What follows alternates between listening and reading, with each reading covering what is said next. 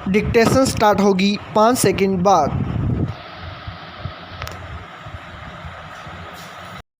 Yes, Madras high court ने एक मामले की सुनवाई करते हुए सीबीआई के बारे में महत्वपूर्ण टिप्पणी की है। हाई कोर्ट ने साफ कहा कि सीबीआई को ज़्यादा ताकतवर और स्वतंत्र बनाने की ज़रूरत है। इसके लिए हाई कोर्ट ने 12 सूत्रीय सुझाव भी सरकार को दिए हैं। इसमें कहा गया है कि सीबीआई संसद के प्रति उत्तरदायी बने, जैसे कि कैग और चुनाव आयोग जैसी संस्थाएं हैं। अपने सुझावों में हाई कोर्ट ने कहा है कि सीबीआई के पूरे स्ट्रक्चर को सुधारने की ज़रूरत है। इसके लिए अलग बजट तय हो, सीबीआई निदेशक को केंद्र सरकार के सचिव के बराबर शक्तियां दी जाएं, जांच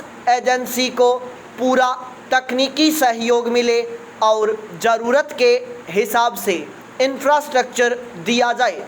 दरअसल यह टिप्पणी ऐसे समय आई है जब सीबीआई पर राजनीतिक दुरुपयोग के आरोप लगातार लग रहे हैं। केंद्र में किसी भी दल की सरकार आए, इस केंद्रीय जांच एजेंसी का इस्तेमाल विरोधियों को सबक सिखाने के लिए राजनीतिक हथियार के रूप में करने के आरोप लगते रहे हैं। सीबीआई को स्वतंत्र करना आज का प्रमुख मुद्दा है। निदेशक की नियुक्ति से लेकर इसके बजट तक को अलग करने की ज़रूरत है, ताकि यह संस्था पूरी स्वतंत्रता के साथ काम कर सके।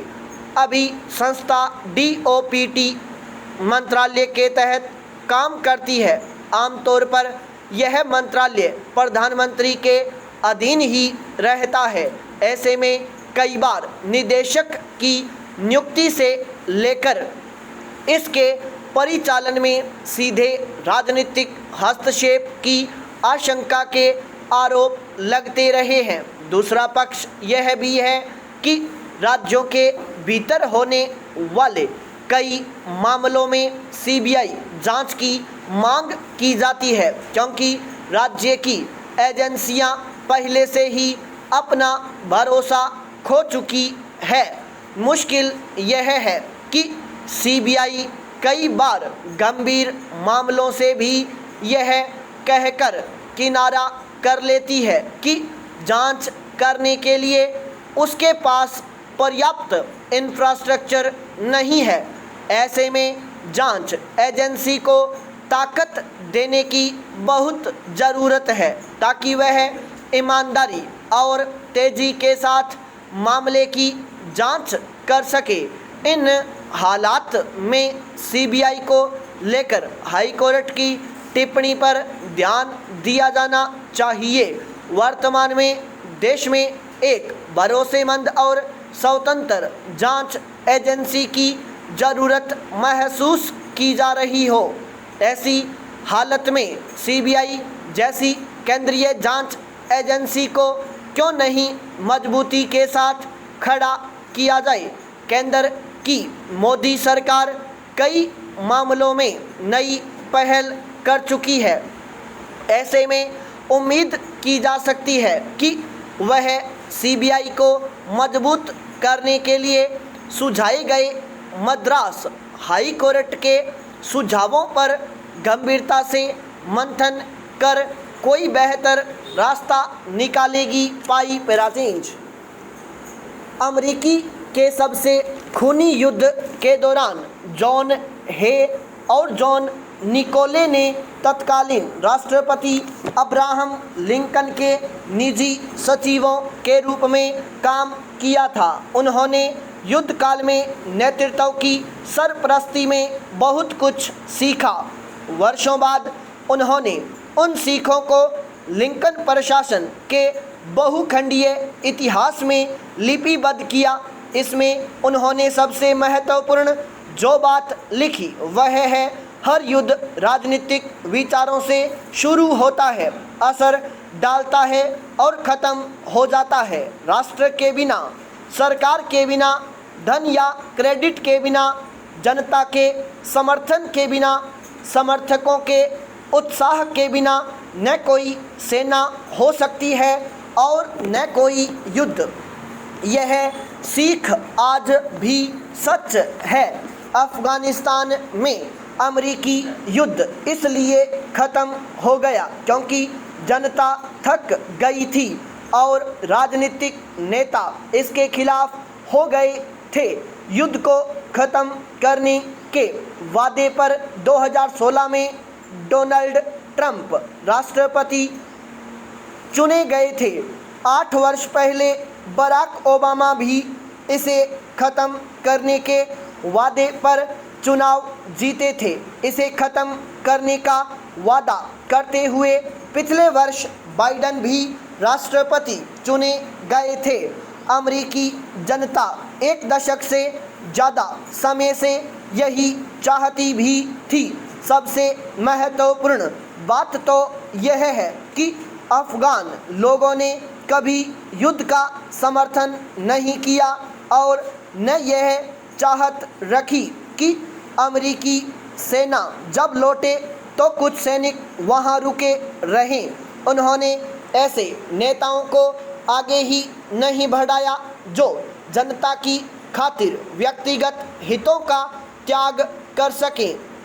हालत यह है कि अफ़गानिस्तान के अपदस्थ राष्ट्रपति अशरफ गनी भारी मात्रा में नकदी लेकर देश से बाहर निकल गए। इसके विपरीत तालिबान काफ़ी उत्साहित था और उसके लड़ाके लड़ने के लिए हमेशा मुस्तैद नज़र आए। मौजूदा हार की यही वजह है। यह कैसे हुआ और यूएस ने कैसे साइगोन और मोगादिशु में हुए कटु अनुभवों को फिर से निर्मित करने का प्रबंधन किया। आधुनिक गृह युद्धों में विद्रोहियों को लाभ होता है। कोई फर्क नहीं कि अमेरिकी सेनाएं कितनी अच्छी तरह प्रशिक्षित, सुसज्जित और अनुशासित हैं, वे समर्थित उग्रवाद के खिलाफ कमज़ोर पड़ जाती है। यह कल्पना से परे लगता है कि विश्व की सबसे ताकतवर सेना वियतनामी खेतीहरों और तालिबान लड़ाकों से नुकसान में रहे।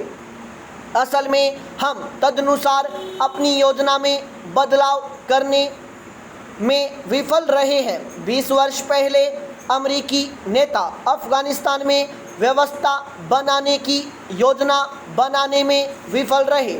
वे हमारी उपलब्धियों को कम करके आज फिर विफल हो गए हैं। उन्होंने अफ़गान सरकार की स्थिरता को महीनों में नापा जबकि उन्हें घंटों में गिनना चाहिए था।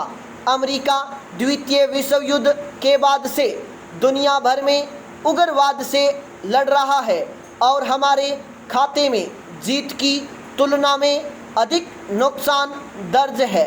यदि बाइडन ने तालिबान को ज़्यादा गंभीरता से लिया होता तो शर्मनाक हार के लिए उन्हें जिम्मेदार नहीं ठहराया जाता।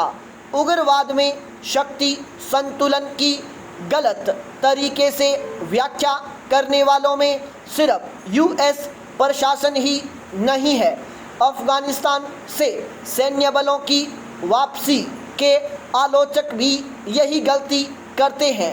आलोचकों का तर्क है कि थोड़ा सा सैन्य बल भी तालिबान को अनिश्चित काल तक पहाड़ियों में रोके रख सकता था।